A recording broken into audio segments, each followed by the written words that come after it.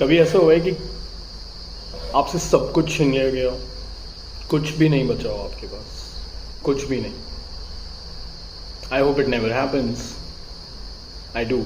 I really hope it doesn't happen. But what do you do when everything is taken from you? What do you do when your power is gone, your freedom is gone, your voice is gone? Most people, anyone, will panic and then give up, ideally. But Boethius picked up a pen. Welcome to Literary Lenses, where we examine the thinkers who shaped how we read, how we write, and how we understand the world. Today, we are meeting Boethius. He's a Roman philosopher who found clarity not in luxury, but in captivity. His masterwork, the Consolation of Philosophy. It became the most important book of the Middle Ages, not called the Bible.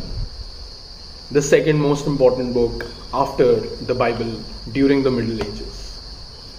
So who was Boethius? Boethius was a Roman aristocrat, philosopher, and statesman in the 6th century CE. Just as the Roman Empire was crumbling and the Christian Empire was rising, that is the time when he existed.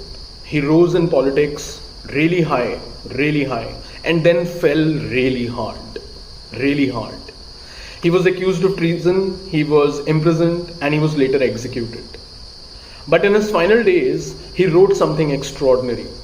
A conversation between himself and a woman named Philosophy. So what is this work, the Consolation of Philosophy?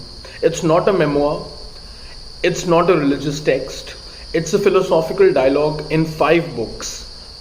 It really blends prose and verse, where Boethius and Lady Philosophy debate.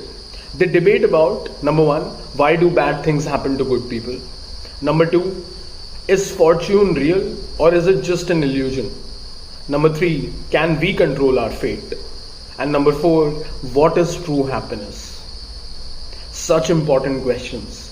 That is what makes it relevant. That is what has made it relevant for thousands of years now. And like I said, it was the most popular book of the medieval age after the Bible, and it's not a religious text, it's not a memoir. Why do bad things happen to good people? Is fortune real or just an illusion? Can we control our fate? And what is true happiness? It's personal, it's profound, and it refuses to give you any easy answers.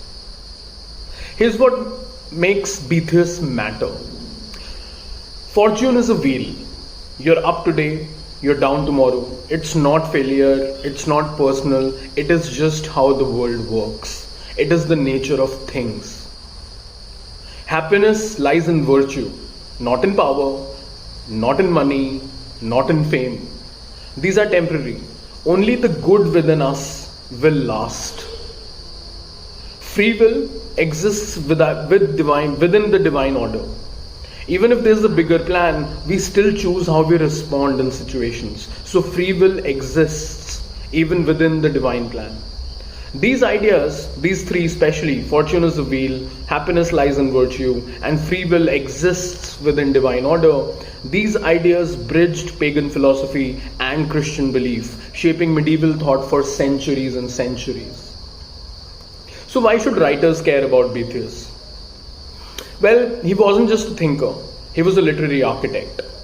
His work shows us, number 1, you can blend genres, prose and poetry, narrative and argument, logic and emotion. You can blend all of these. Number 2, structure matters. The dialogue format is a way of thinking, not just writing. And number 3, truth can be revealed through form. How you say something is part of why you are saying it. He reminds us that writing is not about answers, it's about pursuit. The Consolation of Philosophy was translated by Chaucer, it was translated by King Alfred, and it was translated by Queen Elizabeth I.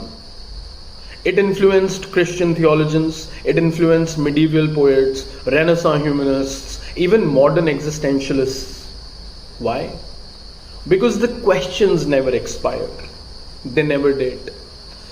In a prison cell awaiting execution, Boethius gave the world a book that has outlived empires. No man can ever be secure until he is forsaken by fortune. This is literary lenses where we read the past to better write and reflect in the present. Next time we'll look at how allegory, symbolism and theology collided in medieval literature with Dante's world just around the corner. But before we get to Dante, remember Boethius. See you next time.